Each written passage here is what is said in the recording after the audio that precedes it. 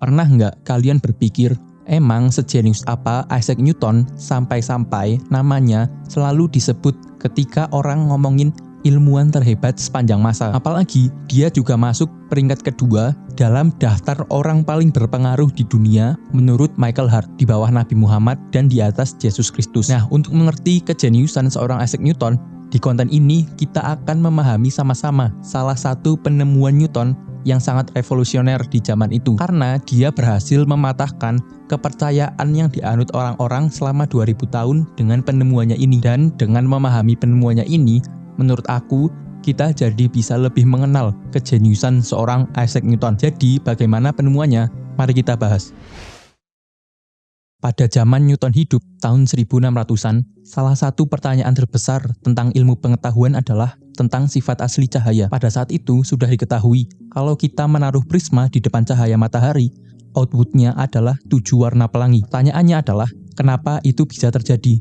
Sebenarnya di zaman itu, udah ada penjelasan umum mengenai masalah prisma ini. Tapi untuk memahami penjelasannya, pertama-tama kita harus paham dulu kepercayaan orang-orang pada zaman Newton hidup tentang sifat asli cahaya. Jadi, pada zaman Newton hidup, kepercayaannya adalah cahaya matahari itu putih murni dan sempurna, karena orang percaya cahaya matahari berasal dari surga, yaitu langit. Jadi, orang-orang percaya nggak mungkin sesuatu yang berasal dari surga itu tidak murni dan tidak sempurna. Kepercayaan ini berasal dari teori sifat asli cahaya yang dibuat oleh Aristoteles 3 abad sebelum Masehi. Berarti, manusia udah mempercayai teori ini selama 2000 tahun lamanya.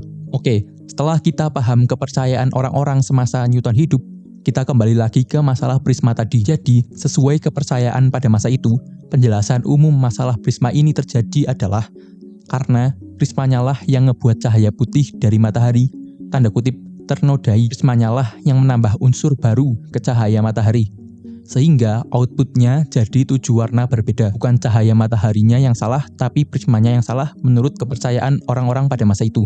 Nah, Newton nggak percaya sama penjelasan ini. Menurut Newton, cahaya mataharinya lah yang harus diobservasi, bukan prismanya. Karena menurut dia, prismanya tidak menambah unsur apapun ke cahaya matahari. Menurut Newton, cahaya matahari itu tersusun dari 7 warna pelangi yang keluar dari prisma tadi. Hipotesis Newton ini jelas menantang keras kepercayaan umum pada zaman itu, karena berarti menurut Newton, cahaya matahari itu nggak murni dan nggak sempurna, sebab warna aslinya bukan putih murni, tapi susunan 7 warna pelangi. Namun yang membuat Newton jenius adalah dia membuat eksperimen untuk membuktikan hipotesisnya. Mari kita lihat bagaimana Newton membuat eksperimen.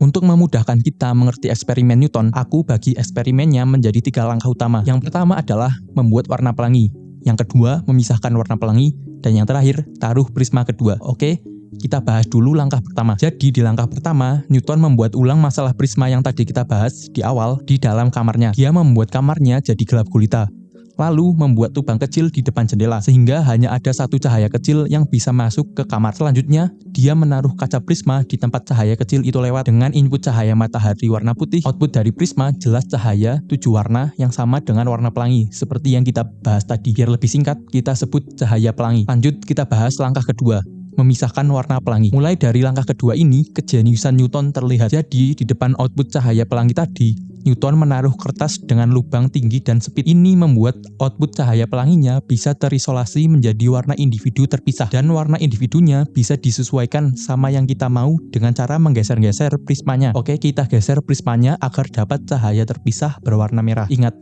cahaya terpisahnya berwarna merah. Lanjut ke langkah terakhir, yaitu langkah ketiga, taruh prisma kedua. Jadi, di depan cahaya berwarna merah tadi, Newton menaruh prisma kedua. Berarti, input yang masuk ke prisma kedua adalah cahaya warna merah. Kalian tahu outputnya apa? Mengejutkannya, outputnya juga berwarna merah. Dan ini berlaku juga kalau kita coba warna lain, misal warna hijau atau warna kuning. Nah, eksperimen ini mengungkapkan kalau prisma tidak mempengaruhi warna cahaya sama sekali, seperti yang kita lihat dari langkah terakhir tadi. Input cahaya warna merah, output cahaya warna merah juga. Berarti, hipotesis Newton benar, cahaya matahari itu ternyata tersusun dari 7 warna pelangi, karena setelah melewati prisma, warnanya terbagi menjadi 7. Input cahaya matahari warna putih, output cahaya 7 warna pelangi. Dan ini membuktikan Kalau teori yang dipercayai oleh semua orang selama 2000 tahun, itu salah. Cahaya matahari juga nggak murni dan nggak sempurna. Sebab warna aslinya bukan putih murni, tapi susunan dari 7 warna berbeda yang sama seperti warna pelangi.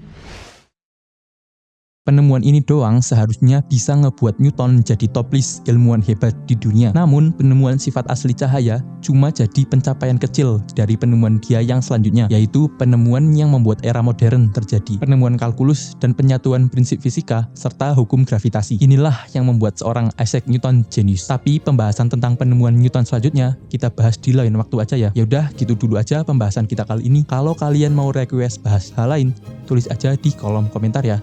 Oke, sekian dari aku. Jangan lupa subscribe. See ya.